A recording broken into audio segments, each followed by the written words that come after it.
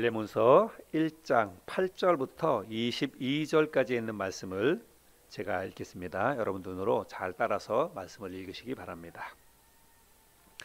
이러므로 내가 그리스도 안에서 아주 담대하게 내게 마땅한 일로 명할 수도 있으나 도리어 사랑으로서 간구하노라. 나이가 많은 나 바울은 지금 또 예수 그리스도를 위하여 갇힌 자 되어 갇힌 중에서 낳은 아들 오네시모를 위하여 내게 간구하노라. 그가 전에는 내게 무익하였으나 이제는 나와 내게 유익함으로 내게 그를 돌려 보내노니 그는 내 신복이라.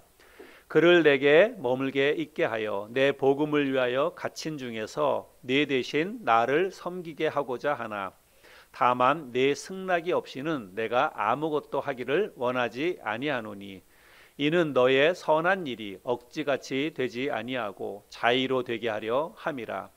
아마 그가 잠시 떠나게 된 것은 너로 하여금 그를 영원히 두게 함이리니 이후로는 종과 같이 대하지 아니하고 종 이상으로 곧 사랑받는 형제로 둘 자라. 내게 특별히 그러하거든 하물며 육신과 주 안에서 상관된 내게랴.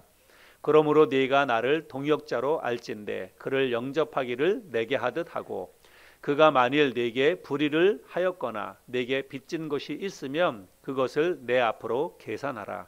나 바울이 친필로 쓰노니 내가 갚으려니와 내가 이 외에 내 자신이 내게 빚진 것은 내가 말하지 아니하노라.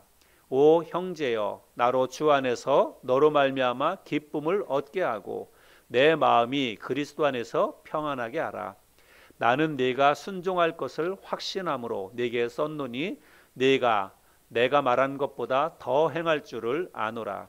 오직 너는 나를 위하여 숙소를 마련하라. 너희 기도로 내가 너희에게 나아갈 수 있기를 바라노라. 아멘. 지난주에 우리가 빌레몬서 말씀을 나누면서 빌레몬에 대해서 지난주에는 우리가 생각을 해봤죠. 빌레몬은 믿음과 사랑의 사람이었다라고 말씀을 드렸습니다. 빌레몬은 주님에 대한 분명한 믿음과 사랑을 가지고 있었지요. 그리고 그 주님에 대한 분명한 믿음과 사랑이 사도 바울과 그리고 주변에 있는 다른 사람들에게 선한 좋은 영향력을 미쳤습니다. 그래서 다른 사람들의 마음을 평안하게 하고 그들의 마음을 기쁘게 하고 위로를 주는 그런 삶을 살았던 사람이 빌레몬이었다라고 말씀을 드렸습니다. 그래서 우리도 그런 사람이 좀 되었으면 좋겠습니다. 내가 주위에 있는 다른 사람들에게 늘 근심과 걱정과 염려 이런 걸 끼치는 사람이 아니라 평안 그리고 기쁨, 위로를 줄 수 있는 그런 삶을 사는 우리가 되었으면 좋겠습니다.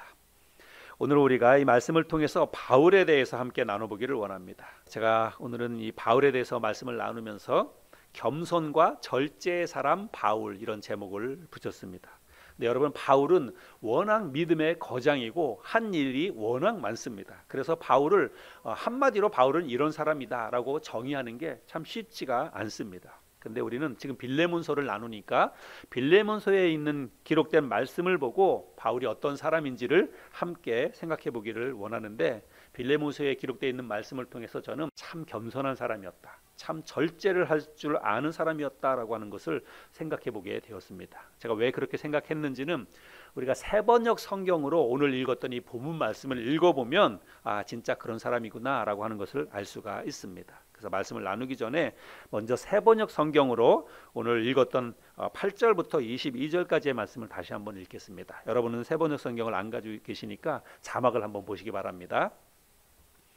그러므로 나는 그리스도 안에서 그대가 마땅히 해야 할 일을 아주 담대하게 그대에게 명령할 수도 있지만 우리 사이의 사랑 때문에 오히려 간청을 하려고 합니다. 나 바울은 이렇게 나이를 많이 먹은 사람이요 이제는 그리스도를 전하는 일로 또한 갇힌 몸입니다. 내가 갇혀 있는 동안에 얻은 아들 오네시모를 두고 그대에게 간청합니다. 그가 전에는 그대에게 쓸모없는 사람이었으나 이제는 그대와 나에게 쓸모있는 사람이 되었습니다. 나는 그를 그대에게 돌려보냅니다. 그는 나의 마음입니다.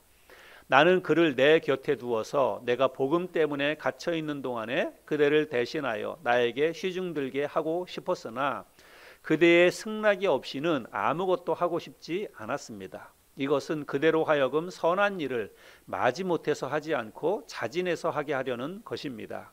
그가 잠시 동안 그대를 떠난 것은 아마 그대로 하여금 영원히 그를 데리고 있게 하려는 것이었는지도 모릅니다. 이제부터 그는 종으로서가 아니라 종 이상으로 곧 사랑받는 형제로 그대의 곁에 있을 것입니다. 특히 그가 나에게 그렇다면 그대에게는 육신으로나 주 안에서나 더욱 그렇지 않겠습니까? 그러므로 그대가 나를 동지로 생각하면 나를 맞이하는 것과 같이 그를 맞아 주십시오. 그가 그대에게 잘못한 것이 있거나 빚진 것이 있거든 그것을 내 앞으로 달아놓아 주십시오. 나 바울이 친필로 이것을 씁니다. 내가 그것을 갚아 주겠습니다. 그대가 내게 빚을 지고 있다는 것을 나는 말하지 않겠습니다. 형제여, 나는 주님 안에서 그대의 호의를 바랍니다. 그리스도 안에서 나의 마음에 생기를 불어넣어 주십시오. 나는 그대의 순종을 확신하고 이 글을 씁니다. 나는 그대가 내가 말한 것 이상으로 해 주리라는 것을 압니다.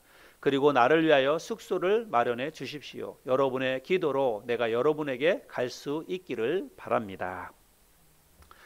우리가 지난주에 빌레몬서 이야기하면서 빌레몬서는 사도 바울이 빌레몬이라고 하는 사람에게 보낸 개인의 편지다라고 말씀을 드렸습니다. 그리고 그 내용도 오네시모에 관한 그 개인적인 것이다라고 말씀을 드렸죠. 이 오네시모에 대해서는 다음번에 자세히 말씀을 드리도록 하겠습니다.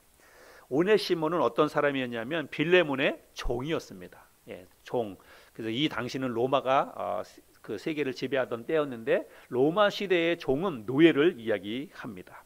그런데 이 빌레몬의 집에 노예로 있던 이 오네시모가 도망을 쳐서 나왔습니다. 그리고 우여곡절 끝에 로마 감옥에 갇혀 있던 바울을 만나게 됩니다. 그리고 바울의 복음 전도로 인해서 그리스도를 믿고 거듭났다라고 하는 것이죠. 그래서 아마도 그때부터 시작해서 한동안 바울 곁에서 바울의 선교 사역을 돕는 일을 이 오네시모가 했다는 것을 알 수가 있습니다. 그런데 이제 이 바울이 오네시모를 빌레몬에게 돌려보내려고 하는 것입니다. 빌레몬이 원래 오네시모의 주인이었으니까 뭐 마땅한 일이라고 할 수가 있겠습니다. 그런데 이 오네시모를 돌려보내면서 바울이 그 뭐라고 이야기하냐면 이제는 믿음의 한 형제로 받아주라라고 이야기를 하고 있습니다. 그가 그리스도 안에서 거듭났기 때문에 이제는 주 안에서 형제가 되었다. 나와 너와 똑같은 그리스도인이 되었다. 그렇기 때문에 이제는 종이 아니라 형제로 그를 맞아주라 이렇게 이야기를 합니다. 그리고 심지어는 나를 맞이하는 것처럼 그를 맞이하라고 이렇게 이야기를 하고 있습니다. 17절 말씀을 다시 한번 볼까요? 그러므로 그대가 나를 동지로 생각하면 나를 맞이하는 것과 같이 그를 맞아 주십시오. 그렇죠? 그래서 나를 맞이하는 것처럼 이 당신의 종 오네시모를 그렇게 환대하면서 맞아주라 이렇게 이야기를 하고 있습니다. 빌레몬이 사도 바울의 복음 전도로 그리스도인이 되었는지는 정확히 알 수 없습니다. 그러나 많은 성경을 공부하는 분들이 바울이 에베소에서 2년 넘게 선교 사역을 할 그 당시에 처음 이 빌레몬이 사도 바울의 복음 전도를 듣고 그리스도를 믿게 되었을 것이다라고 이야기합니다. 골로새하고 이 그 에베소하고는 가까운 인접한 그런 도시이거든요. 그리고 나서 이 빌레몬이 골로새 교회의 평신도 지도자가 되어서 아키뽀라고 하는 그 당시에 이제 골로새 교회의 담임 목사라고 할 수 있는데 이 아키뽀를 도와서 골로새 교회를 세우는 일에 아주 헌신적으로 사역을 했던 사람이 바로 빌레몬이다 이렇게 이야기를 합니다. 그러나 그건 그렇고 어쨌든 이 오네시모라고 하는 사람은 빌레몬의 노예입니다. 그리고 그 빌레몬의 집에서 도망칠 때에 많은 물건을 훔쳐서 도망을 갔어요. 뭐 왜 안 그렇겠습니까? 자기가 살기 위해서 도망을 치는 거니까 필요한 이것저것을 가지고 나갔겠죠. 그런 오네시모를 이제 빌레몬이 붙잡게 되었습니다. 그것도 자기 발로 알아서 들어오는 거예요. 얼마나 사실은 뭐 좋은 일이겠습니까? 그런데 바울이 편지를 써서 뭐라고 얘기하냐면 그를 종이 아니라 형제로 맞아주라는 것입니다. 이제 더 이상 종으로 그를 여기지 말고 믿음의 형제로 그를 받아주라라고 이야기합니다. 8절에 보면 이렇게 이야기합니다. 이러므로 내가 그리스도 안에서 아주 담대하게 내게 마땅한 일로 명할 수도 있으나 도리어 사랑으로서 간구하노라. 이것은 바울이 개인의 그 감정을 가지고 자신의 생각을 말하는 것이 아니라 사도의 권위를 가지고, 사도적 권위를 가지고 하는 말입니다. 바울은 이 사도의 권위로 명확한 이 성경의 가르침에 따라서 그렇게 이야기를 할 수가 있었습니다. 바울은 복음을 이미 깨달은 사람 아닙니까? 그냥 바울이 깨달은 복음에 의하면 하나님의 말씀은 그 어떤 사람도 차별하지 않는다는 것입니다. 어떤 환경이나 어떤 상황 속에서도 하나님의 말씀은, 복음은 사람을 나누거나 차별하지 않는다는 것이에요. 종이든 주인이든지 그거를 나누지 않는다는 것입니다. 그래서 바울은 이런 모든 사실들을 이미 다 먼저 깨달았다라고 하는 거예요. 그래서 골로새서 말씀해 보면, 골로새서 3장 11절에 보면 이렇게 이야기합니다. 거기에는, 여기 거기라고 하는 것은 복음 안에는 이런 뜻이죠. 거기에는 헬라인이나 유대인이나 할레파나 무할레파나 야만인이나 스구디아인이나 종이나 자유인이 차별이 있을 수 없나니 오직 그리스도는 만유시요 만유 안에 계시니라. 그래서 복음 안에 들어오면 종이나 자유인이나 아무 차별이 없다. 모두가 똑같은 그리스도 안에 한 형제가 된다라고 하는 것이죠. 근데 바울이 이 모든 사실을 깨달았다는 것입니다. 그래서 이것을 깨달은 사도 바울이 이제 성경의 가르침을, 사도의 권위를 가지고 이거를 지금 빌레몬에게 얼마든지 가르치고 이야기할 수 있었다는 것입니다. 그런데 사도 바울은 그렇게 하지 않았다는 거예요. 사도의 권위를 가지고 말할 수 있었고, 뭐 사도적 권위뿐만이 아니라 나이도 많은 사람이기 때문에 얼마든지 좀 강하게, 그리고 명령을 하는 그런 말을 할 수가 있었다는 것입니다. 담대하게 마땅히 해야 할 말을 할 수 있었다는 거예요. 그런데 바울은 당연한 것을 당연하게 말하지 않고 겸손하게, 정중하게 예의를 갖춰서 빌레몬에게 부탁을 하고 있다는 것입니다. 8절부터 10절까지의 말씀을 우리가 다시 한번 보겠습니다. 그러므로 나는 그리스도 안에서 그대가 마땅히 해야 할 일을 아주 담대하게 그대에게 명령할 수도 있지만 우리 사이의 사랑 때문에 오히려 간청을 하려고 합니다. 나 바울은 이렇게 나이를 많이 먹은 사람이요, 이제는 그리스도를 전하는 일로 또한 갇힌 몸입니다. 내가 갇혀 있는 동안에 얻은 아들 오네시모를 두고 그대에게 간청합니다. 자, 그렇죠? 그래서 당연하게 요구하거나 뭐 강하게 말할 수 있었지만 그렇게 하지 아니하고 사랑을 가지고 내가 당신에게 간절히 부탁합니다. 이렇게 이야기를 하고 있습니다. 근데 사실을 엄밀한 의미로 보자면 이 바울은 오네시모를 빌레몬에게 돌려보낼 그런 의무가 있거나 그렇지는 않았어요. 자기에게 그냥 와서 이제 알고 복음을 전해서 교제를 하다 보니까 이가 종이었고 이게 어떤 집에서 탈출한 노예였구나라고 하는 것을 알았을 뿐입니다. 누가 사도 바울이 돌려보내지 않아도 이건 누가 뭐라고 할 그런 이야기는 아니죠. 근데 바울은 이제 빌레몬에게 이 오네시모를 돌려보내려고 합니다. 돌려보내는 목적은 뭐냐면 이제 그리스도 안에 한 형제가 되었기 때문에 이제 그런 것들을 다 알아주고, 그리고 빌레몬의 허락을 받아서 나중에 이 오네시모와 함께 선교 사역을 하기 위해서, 그리고 자기는 지금 감옥에 갇혀 있기 때문에 자유롭지 못하잖아요, 몸이. 그래서 이 오네시모를 곁에 두고 선교 사역을 잘 할 수 있도록 하기 위한 그런 생각이 있었습니다.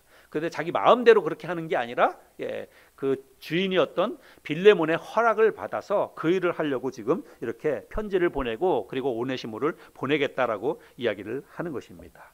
12절부터 14절 말씀해 보면 그런 내용인데요. 나는 그를 그대에게 돌려보냅니다. 그는 나의 마음입니다. 오네시모가 내 마음이라는 거예요. 우리 지금 이 다른 성경에서는 마음이라 그랬는데 다른 성경에서는 내 신복이다. 이 신복이라고 하는 말은 내 심장이라고 하는 그런 뜻입니다. 그래서 감옥 안에서 복음을 전해서 얻게 된 이 오네시모를 내 심장처럼 여겼다는 거예요. 이제 그래서 그를 다시 너에게 보낸다, 이런 뜻입니다. 나는 그를 내 곁에 두어서 내가 복음 때문에 갇혀 있는 동안에 그대를 대신하여 나에게 시중 들게 하고 싶었으나 그대의 승낙이 없이는 아무것도 하고 싶지 않았습니다. 이것은 그대로 하여금 선한 일을 마지못해서 하지 않고 자진해서 하게 하려는 것입니다.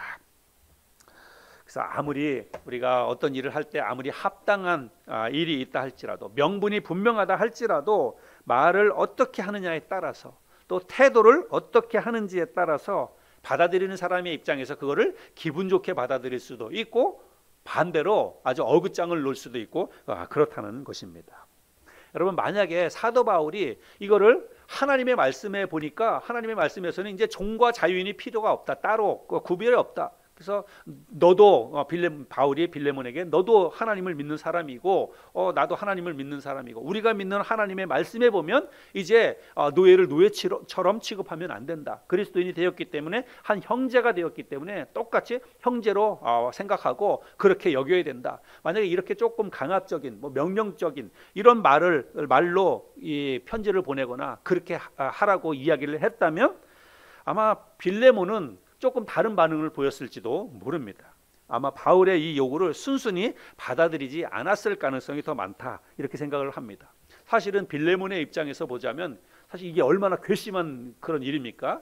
자기 그 당시에 이 노예나 이런 것은 사실은 어떤 그냥 그 사람의 재산적인 그런 의미를 갖고 있거든요. 근데 자기 집에 큰 손해를 끼쳤지 않습니까? 그리고 물건도 훔쳐서 달아났으니까 얼마나 괘씸합니까? 그러니까 이 빌레몬의 입장에서는 무슨 소리 하느냐고, 그냥 내가 오기만 하면 내가 가만 안 놔두겠다고, 내 손해를 끼친 거를 내가 다 이놈한테 받아내겠다고, 아마 이런 마음을 가질 수도 있는 그런 상황이에요, 상황적으로 보면. 그런데 이 바울이 보낸 이 편지, 결과적으로는 당연히 이제 그런 결과가 나왔죠. 그래서 오늘 우리가 이런 말씀을 통해서 우리들도 일을 할 때 아무리 내가 어떤 옳은 일을 하거나 또 합당한 일을 한다 할지라도 그런 일을 함에 있어서 우리의 말이 중요하다. 그리고 우리의 태도를 어떻게 하는지가 참 중요하다라고 하는 것을 이 말씀을 통해서 배울 수 있었으면 좋겠습니다. 바울은 자기 자신의 생각과 그가 알고 있는 하나님의 말씀에 따라서 하고 싶은 말을 그냥 다 하지 않았다는 것입니다. 겸손하게, 그리고 절제하면서 이것을 받아들이는 사람이 어떻게 받아들일까를 생각하면서 상대방의 입장에서 배려하면서 이렇게 그렇게 말을 하였다는 것입니다. 그래서 우리도 바울처럼 겸손과 그리고 절제를 우리의 삶의 현장에서 그대로 실천할 수 있는 우리들이 되었으면 좋겠다는 것이죠. 근데 여러분, 사실 우리가 아는 바에 의하면 바울은 원래 그런 사람이 아니었습니다. 여러분, 사도 바울은 예수 믿는 사람들을 핍박하고 잡아다가 가두는 일을 했던 그런 사람입니다. 그런 사람이니까 얼마나 이 사람이 강압적이고 그리고 자기 중심적인 그런 사람이었겠습니까? 인정사정 그걸 안 보고, 그렇게 앞뒤 안 보고 살아왔던 사람이 사실은 사도 바울이었습니다. 그리고 사도 바울은 아주 어려서부터 율법을 배웠어요. 가말리엘의 수하에서부터 율법을 배웠습니다. 그러니까 이 율법의 가르침이 무엇인지 이것을 너무나 잘 알고 있는 사람이었고, 지적으로도 굉장히 수준 높은 그런 삶을 살았기 때문에 사도 바울은 굉장히 교만하고 사실은 자고한 그런 위치에 있었던 그런 사람이었다는 것입니다. 그런 이 사도 바울이 다른 사람을 먼저 배려하고 여러 가지 환경을 초월해서 말과 행동에 있어서 절제하고 겸손하게 다른 사람을 존중할 수 있었습니다. 어떻게 해서 이렇게 사도 바울이 달라졌습니까? 그가 어떻게 이렇게 다른 사람이 되었습니까? 그가 예수 그리스도를 만났기 때문에 그렇다는 것입니다. 예수 그리스도를 만난 후에 사도 바울의 삶이 완전히 달라졌습니다. 그야말로 180도 달라진 삶을 살았던 사람이 사도 바울입니다. 삶이 달라졌다는 것은 구체적으로 그 사람의 말이 달라졌다는 것이고 그 사람의 삶의 태도가 달라졌다는 거예요. 여러분, 우리가 인생을 살면서 저 사람 달라졌네, 우리가 뭘 보고 알 수 있습니까? 그 사람이 하는 말을 보고 알 수 있어요. 옛날에는 말이 그렇지 않았어요. 거칠고 그냥 자기 중심적이고 자기 생각나는 대로 그냥 막 내쏟았고 그랬는데 저 사람이 정말 사람이 달라졌네, 이런 거 이렇게 이야기하고 판단하는 것은 그 사람의 말을 보고 우리가 알 수 있다는 것입니다. 그런데 그거는 겉으로 드러나는 말이지 실제로 우리가 말만 그렇게 하고 삶이 안 달라지고 말만 그렇게 하기는 또 쉽지 않아요. 그래서 말이 달라졌다는 것은 그 사람의 삶이 변화되었다라고 하는 것을 알 수 있는데, 사도 바울이 오늘 이 본문 말씀을 통해서 보여주는 이런 말을 보면 이 사람의 삶이 정말 달라졌다라고 하는 것을 우리가 알 수가 있습니다. 그래서 여러분, 우리도 사도 바울처럼 예수 그리스도를 만난 사람들 아닙니까? 우리도 예수 그리스도를 믿고 우리가 그리스도인이 된 사람 아닙니까? 그러면 우리도 말이 달라져야 된다는 것입니다. 우리의 삶도 달라져야 된다라고 하는 거예요. 여러분, 이게 진정한 복음입니다. 우리가 복음을 받아들였다, 내가 예수 그리스도의 복음을 믿고 받아들였다는 것은 단지 구원받아서 천국 간다는 것이 아니라, 당연히 구원받아서 천국 가는 것이지만 이 땅을 사는 동안에도 복음을 우리가 삶에서 살아내야 되는 거예요. 복음이 실제적인 우리의 삶에 영향을 미쳐야 된다는 것입니다. 그것은 첫 번째로는 우리의 말을 통해서 나타날 수가 있어야 한다는 것입니다. 사도 바울은 하나님의 아들이신 예수 그리스도가 사람들로부터 온갖 조롱과 멸시와 핍박을 당하면서도 마치 도살장에 끌려가는 순한 어린 양처럼 묵묵히 그 모든 것을 다 참고 받아들이는 것을 사도 바울은 보았습니다. 그거를 통해서 사도 바울이 큰 교훈과 마음의 큰 감동과 충격을 받은 거예요. 정말 하나님의 아들이신 예수님이 어떻게 저렇게 사람들한테 모멸을 당하면서도 다 참고 인내하면서 그걸 다 받아낼까? 그런 것을 보면서 굉장히 큰 충격을 받고, 그리고 나서 사도 바울이 삶이 변화되었다고 하는 것이죠. 정말 하나님의 사람은, 참된 믿음과 참된 복음은 자기 자신의 권리를 주장하거나 자기 자신의 입장을 내세우는 게 아니구나, 겸손한 마음으로 묵묵히 참고 절제하면서 다른 사람을 높이고 다른 사람을 섬기는 것이구나, 이런 것들을 실제적으로 마음속에 깨달았다고 하는 것입니다. 그래서 사도 바울은 빌립보 교회 성도들에게 쓴 편지에서도 이렇게 이야기를 합니다. 빌립보서 2장 1절부터 8절까지에 보면, 그러므로 그리스도 안에 무슨 권면이나 사랑에 무슨 위로나 성령의 무슨 교제나 긍휼이나 자비가 있거든 마음을 같이하여 같은 사랑을 가지고 뜻을 합하며 한 마음을 품어 아무 일에든지 다툼이나 허용으로 하지 말고 오직 겸손한 마음으로 각각 자기보다 남을 낮게 여기고 각각 자기 일을 돌볼 뿐더러 또한 각각 다른 사람들의 일을 돌보아 나의 기쁨을 충만하게 하라. 너희 안에 이 마음을 품으라. 곧 그리스도 예수의 마음이니 그는 근본 하나님의 본체시나 하나님과 동등됨을 취할 것으로 여기지 아니하시고 오히려 자기를 비워 종의 형체를 가지사 사람들과 같이 되셨고 사람의 모양으로 나타나사 자기를 낮추시고 죽기까지 복종하셨으니 곧 십자가에 죽으심이라. 하나님의 본체이신 예수 그리스도께서 하나님과 동등됨을 취할 것으로 여기지 아니하시고 오히려 종의 모습으로 이 땅에 오셔서 우리를 섬기시고 우리를 위해서 십자가를 지셨던 것처럼 우리도 주님의 마음을 본받아서 겸손하게 다른 사람을 섬기면서 삽시다. 그게 진짜 믿음입니다. 그게 진짜 거듭난 그리스도인 아니겠습니까? 지금 이렇게 이야기를 하고 있는 것입니다. 오늘 우리는 이 말씀을 통해서 우리 자신들을 돌아보고 우리도 주님처럼, 그리고 사도 바울처럼 아무 때나 내 하고 싶은 말 다 하고 내가 하고 싶은 대로 다 하고 살지 말고 겸손한 마음으로 다른 사람들을 대할 수 있었으면 좋겠습니다. 겸손한 마음으로 절제하면서 부드럽고 온유한 마음으로 다른 사람들을 배려하고 다른 사람에게 먼저 양보하고 그리고 사랑으로 다른 사람들을 대할 수 있는 저와 여러분들이 되었으면 좋겠습니다. 여러분, 옛말에 말 한마디로 천냥빚을 갚는다는 말이 있어요. 그렇죠? 인간 관계에서 여러분 말이 그만큼 중요하다고 하는 것입니다. 우리가 신앙생활 하면서 정말 이 말이라고 하는 것은 너무나 중요합니다. 그래서 잠언에 보면 이런 말씀이 있습니다. 잠언 15장 1절에 보면 부드러운 대답은 분노를 가라앉히지만 거친 말은 화를 돋운다. 또 15장 4절에 따뜻한 말은 생명나무와 같지만 가시 돋친 말은 마음을 상하게 한다. 여러분, 이게 우리가 실제 생활에서 얼마나 많이 경험합니까? 내가 어떤 사람의 조금 강한 말, 가시 돋친 말, 툭툭 쏘는 말, 이런 것 때문에 상처받을 때가 얼마나 많이 있습니까? 또 나도 나는 잘 인식하지 못해도 내가 하는 말 때문에 다른 사람이 마음 아파하고 상처받았던 그런 일들이 또 얼마나 많이 있겠습니까? 여러분, 우리가 일상생활에서 정말 이 말은 너무너무 중요합니다. 유순한 대답과 따뜻한 말을 해야 된다. 잠언 말씀에서 그렇게 이야기하고 있죠. 근데 여러분, 유순한 말과 따뜻한 말, 여러분 이게 어디에서부터 나오냐면 우리의 겸손한 마음 그리고 절제된 삶을 통해서만 나올 수 있다는 거예요. 그냥 내가 그렇게 절제해야 되겠다, 말을 부드럽게 해야 되겠다, 따뜻하게 해야 되겠다. 여러분 그렇게 한다고 해서 우리의 말이 따뜻해지거나 내가 절제된 언어 생활을 할 수 있는 게 아닙니다. 내가 절제된 언어 생활을 하고 다른 사람들에게 말로 인해서 상처 주지 않고 늘 겸손한 말을 할 수 있기 위해서는 여러분 우리가 늘 예수 그리스도의 십자가를 바라봐야 합니다.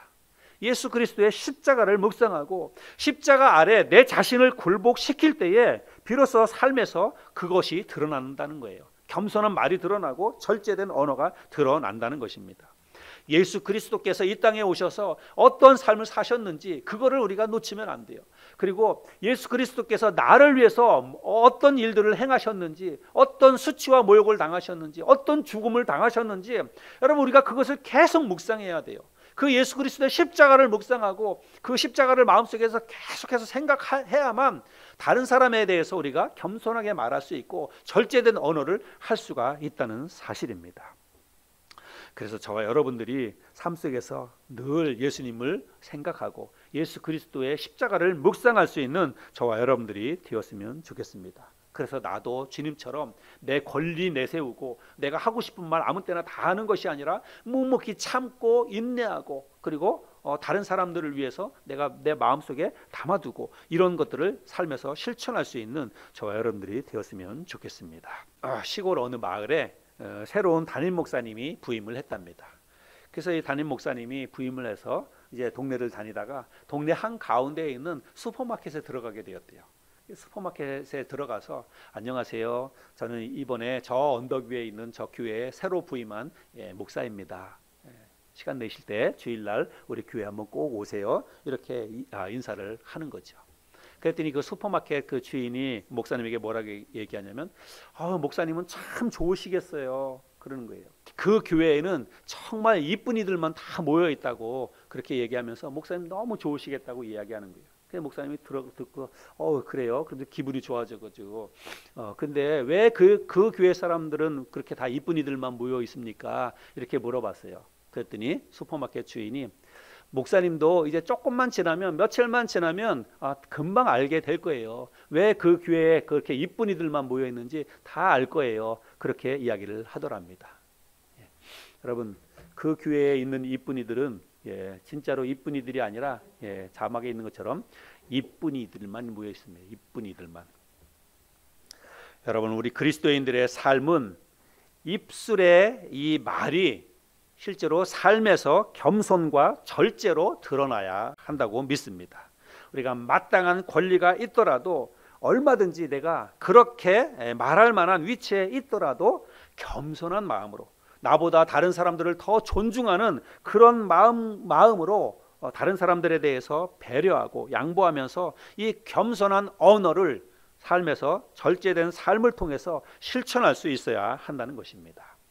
먼저는 여러분, 저와 여러분들이 오늘 이런 말씀을 들었는데 이거를 우리가 진짜로 말을 겸손하게 부드럽게 절제해서 하고 싶은 말 아무 때나 다 하는 것이 아니라 정말 잘 가려서 참고 그러면서 우리가 이 언어를 실천할 수 있어야 되는데 먼저 여러분 우리가 가정에서부터 이것을 실천할 수 있기를 바랍니다. 여러분 가장 가까운 사람을 가장 존중하라 이런 말이 있어요. 여러분 따라서 해보시기 바랍니다. 가장 가까운 사람을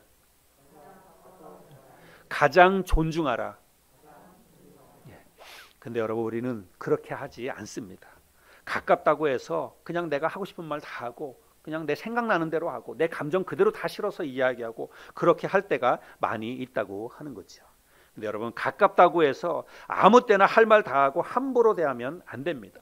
오히려 가까운 데 있는 사람일수록 내 마음이 더 가깝다는 거 아닙니까? 내가 더 사랑하고 더 아끼는 사람들 아닙니까? 그러면 더 상처 주면 안 되잖아요.